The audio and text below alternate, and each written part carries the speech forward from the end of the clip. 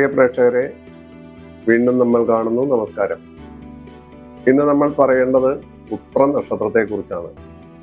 ഉത്രം നക്ഷത്രം ഒരു നല്ല നക്ഷത്രമാണ്. അയ്യപ്പസ്വാമിയുടെ നക്ഷത്രമാണത്.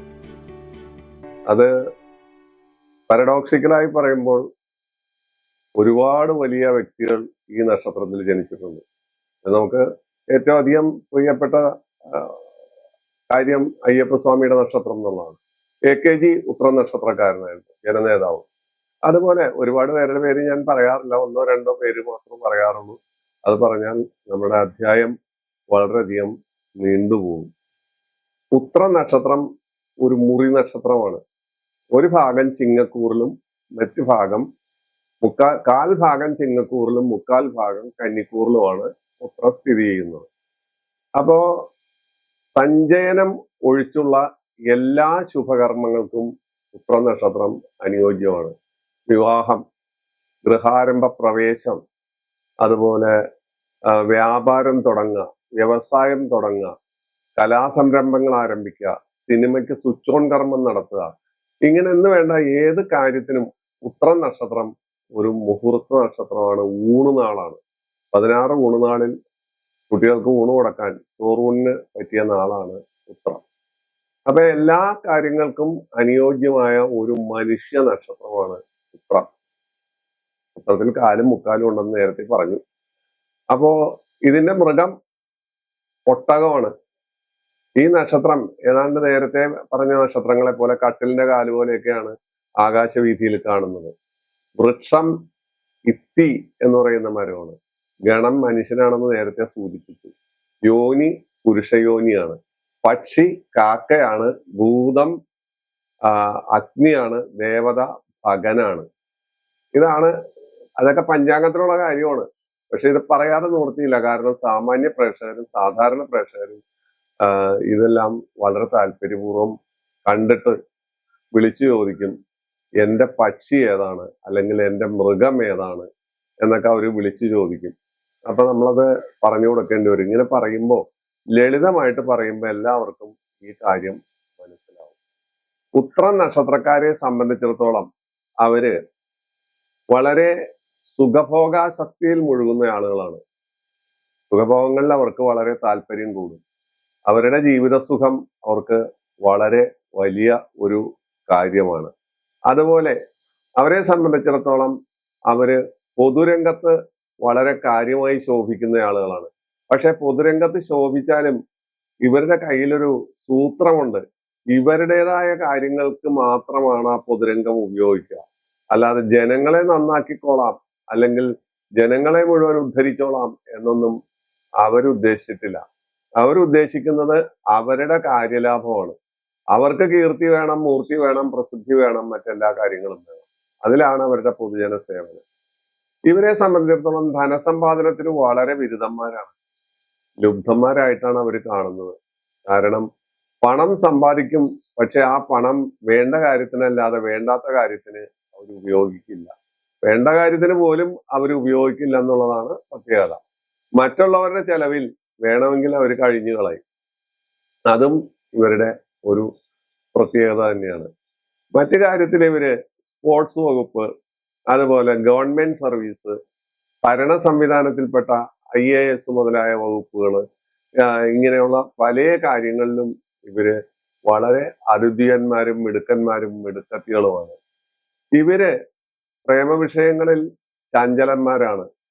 ഒരു സ്ഥലത്തുനിന്ന് ഒരു സ്ഥലത്തേക്ക് ഇങ്ങനെ മനസ്സ് മാറിപ്പോകും. അവസാനം ചെന്ന് ഏതെങ്കിലും ഒരു പ്രേമബന്ധത്തിൽ ഒട്ടി നിൽക്കുകയും ആ ബന്ധം അവർ സാംശീകരിക്കുകയും അത് അവതാളത്തിലാകുകയും ചെയ്യുന്നത് പലപ്പോഴും കാണുന്ന ഒരു കാര്യമാണ്. ഒന്നിൽ നിന്ന് ഒന്നിലേക്ക് പോയി പോയി പോയി അവസാനം ചെന്ന് ബുദ്ധിയുള്ള പൊന്മാൻ കിണറ്റിൽ മുട്ടയിട്ടു എന്നുള്ള രീതിയിലാണ് ഇവരുടെ അത്തരം പ്രവൃത്തികൾ സാധാരണ രീതിയിൽ കാണുന്നത്.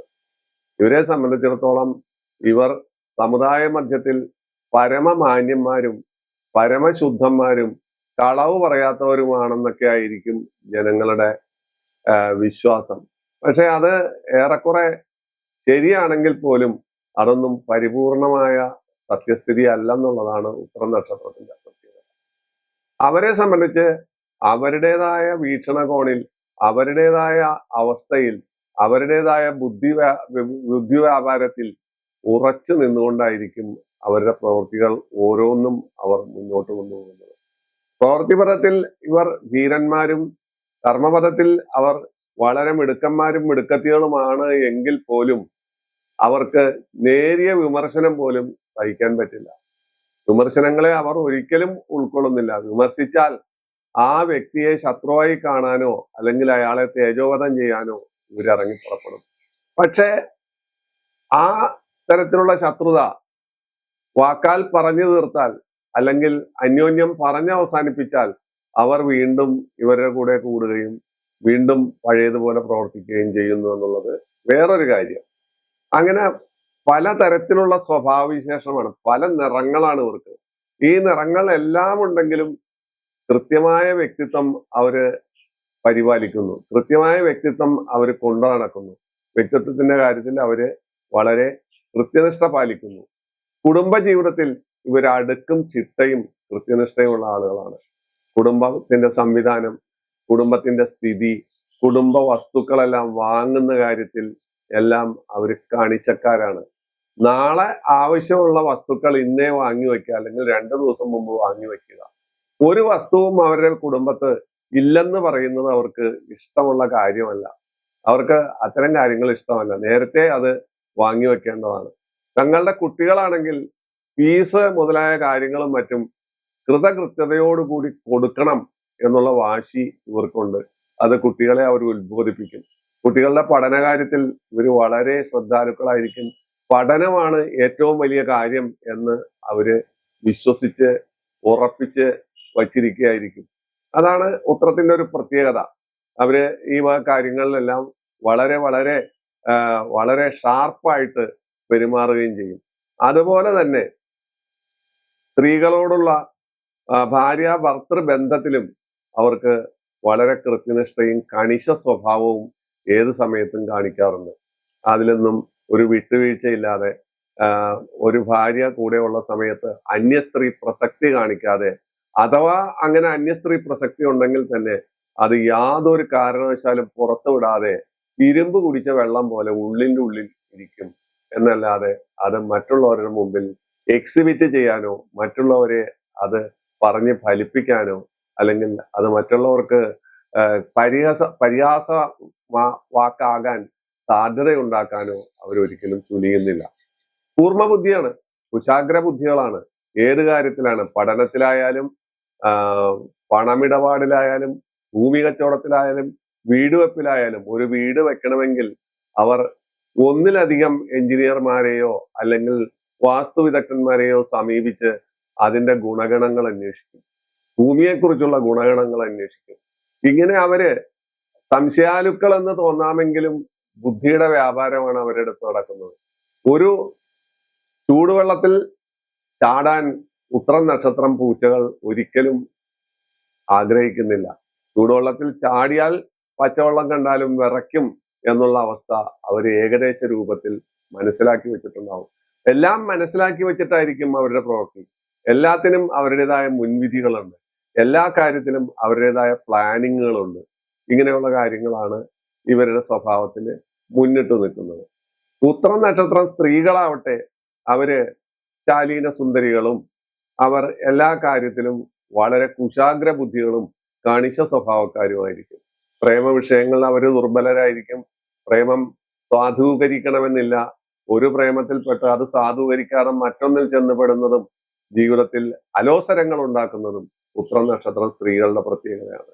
ഉത്രം നക്ഷത്രം സ്ത്രീകൾ എവിടെ ഭരിക്കാനിരുന്നാലും ആ ഭരണം കൃതകൃത്യതയോടുകൂടി കൊണ്ടുപോകും. ഒരു ഓഫീസാവട്ടെ, ഒരു പഞ്ചായത്താവട്ടെ, അല്ലെങ്കിൽ മറ്റേതെങ്കിലും ധനകാര്യ സ്ഥാപനമാകട്ടെ, പൊതുമേഖലാ സ്ഥാപനമാകട്ടെ, അവരുടെ കാര്യങ്ങളിൽ അവർ കൃത്യമായിരിക്കും. അവരുടെ ജോലി അതാത് ദിവസം അവർ തീർക്കുന്നു. അവർ ബാക്കിയൊന്നും മറ്റുള്ളവരെ കൊണ്ട് പറയിപ്പിക്കുന്ന രീതിയിൽ വെച്ചു വെക്കുന്നില്ല.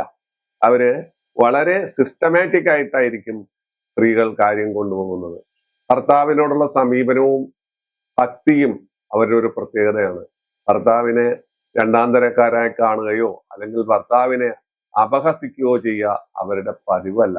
അവര് ഭർത്തൃഭക്തി അവരിൽ പെടുന്ന ഒരു കാര്യമാണ്.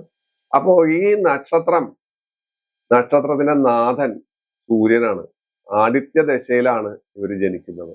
ആദിത്യ ദശയിൽ ജനിച്ചു കഴിഞ്ഞാൽ പിന്നെ ചന്ദ്രദശയാണ് വരുന്നത്, പിന്നെ ചൊവ്വാദശയാണ് വരുന്നത്, പിന്നെ രാഹു ദശയാണ് വരുന്നത്, പിന്നെ വ്യാഴദശ വരും.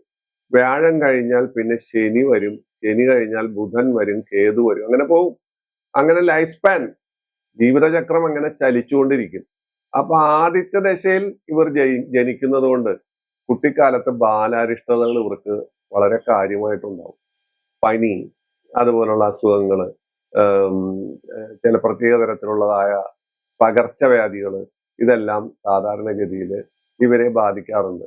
ആദിത്യം കഴിഞ്ഞ് ചന്ദ്രദശയിൽ വരുമ്പോഴും ഇവർക്ക് ഒരു ശരിയായ രീതിയിൽ ആയിരിക്കില്ല. കാരണം ചന്ദ്രനും ഈ പറഞ്ഞ കഫസംബന്ധമായ അസുഖങ്ങളും മറ്റു കാര്യങ്ങളും കൊണ്ടുവരും. ചൊവ്വാദശയിലേക്ക് വരുമ്പോഴേക്കും അവർ സടകുടഞ്ഞ് എഴുന്നേൽക്കാൻ തുടങ്ങും. രാഹുദശ വരുമ്പോൾ വീണ്ടും അവർക്ക് ബുദ്ധിമുട്ടുകൾ ഉണ്ടാവും.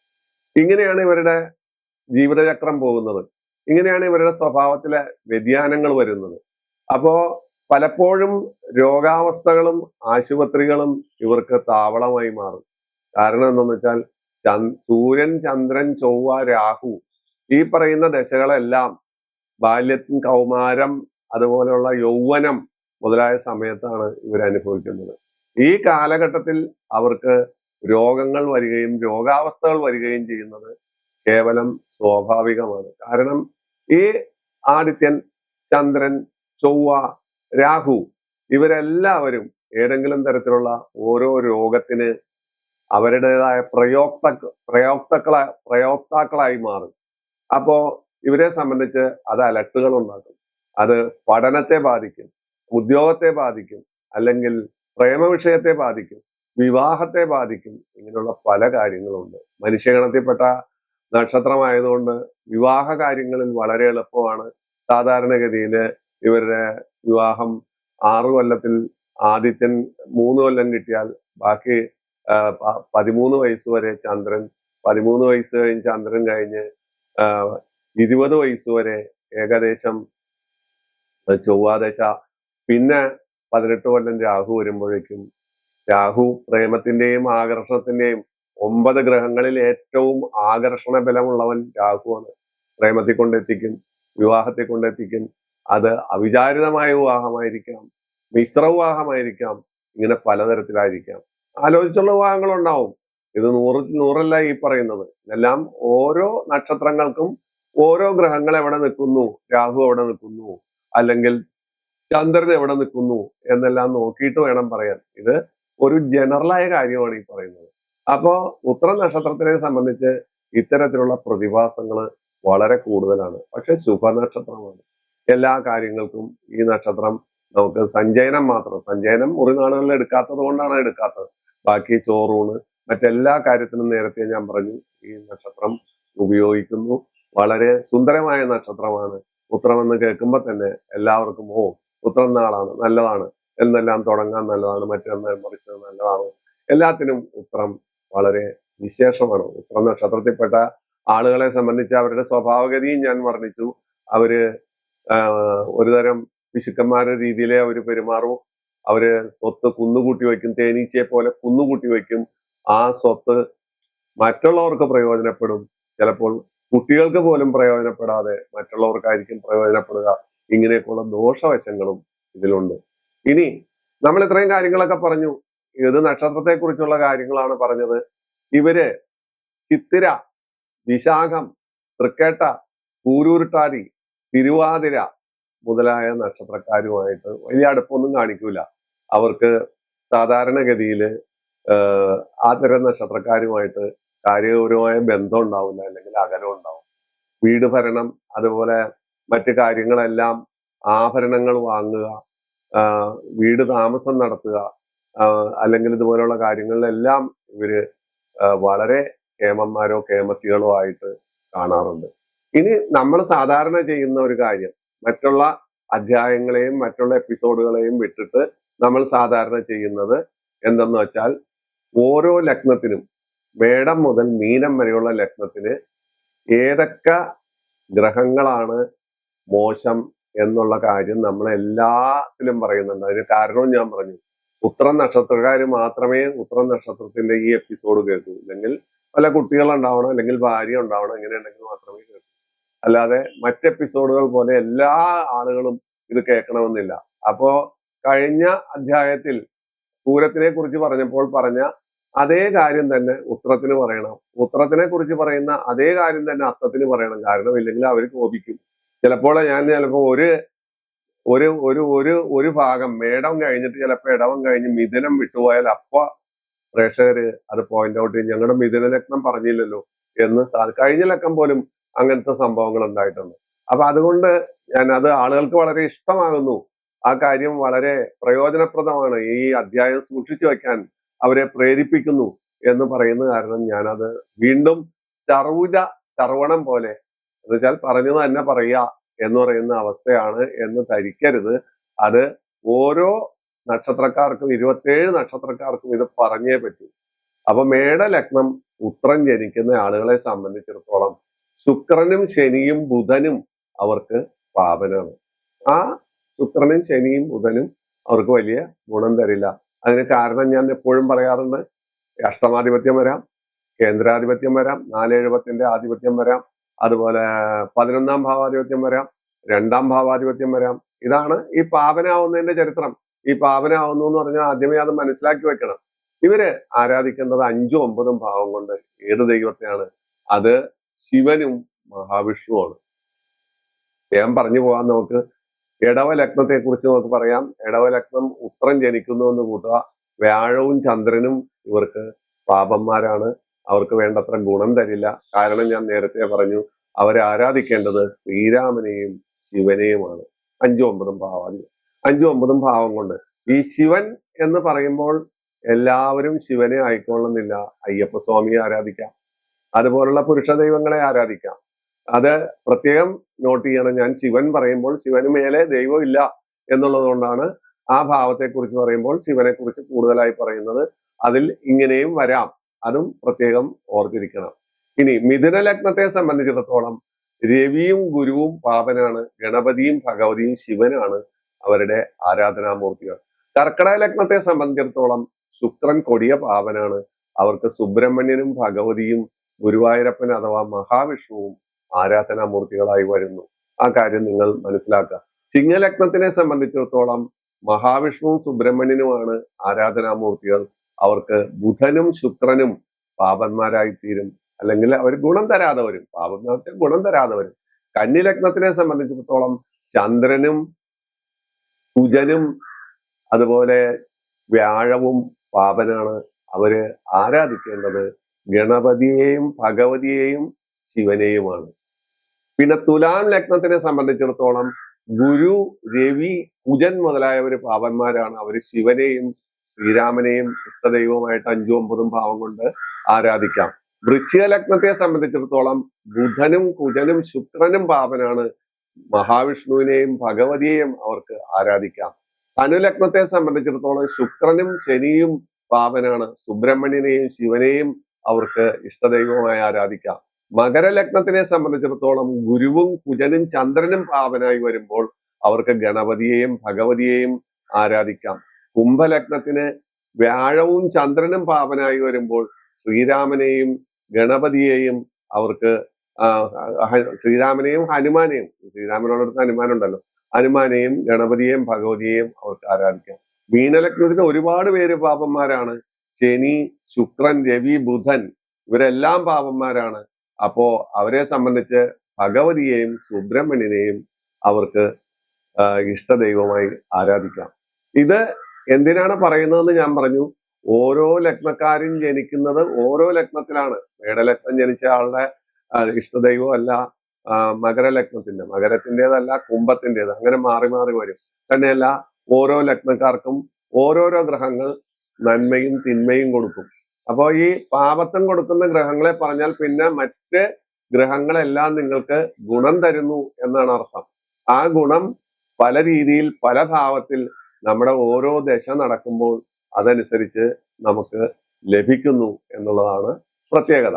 അപ്പോ ഉത്രം നക്ഷത്രത്തിനെ സംബന്ധിച്ച് ഏകദേശം മധ്യവയസ്സ് കഴിയുമ്പോഴാണ് അവരുടെ ഭാഗ്യോദയം ഉണ്ടാകുക. മധ്യവയസ്സോടു കൂടിയാണ് അവരുടെ ഭാഗ്യോദയം സാധാരണഗതിയിൽ സംഭവിക്കുക. കാരണം രവി, ചന്ദ്രൻ, ചൊവ്വ, രാഹു ഇത്രയും പേർ കഴിഞ്ഞ് വ്യാഴദശ വരും.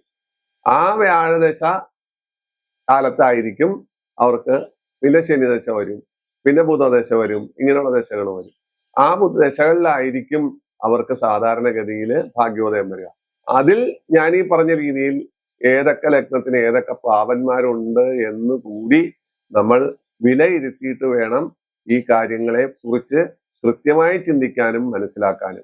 ഇത്രയും കാര്യം പറഞ്ഞുകൊണ്ട് ഉത്രം നക്ഷത്രത്തെക്കുറിച്ചുള്ള ഒരു ചെറിയ വിവരണം, ഒരു സംക്ഷിപ്ത വിവരണം പ്രേക്ഷകർക്ക് തന്ന് തൽക്കാലം ഈ അധ്യായം ഇവിടെ അവസാനിപ്പിക്കുന്നു. വീണ്ടും എല്ലാ ഞായറാഴ്ചയും ബുധനാഴ്ചയും ഓരോ അധ്യായവുമായി എത്തും. അതിൽ നമുക്ക് വീണ്ടും കണ്ടുമുട്ടാം. നമുക്ക് അറിവ് പകരാം. നന്ദി, നമസ്കാരം. ഈശ്വരൻ അനുഗ്രഹിക്കട്ടെ.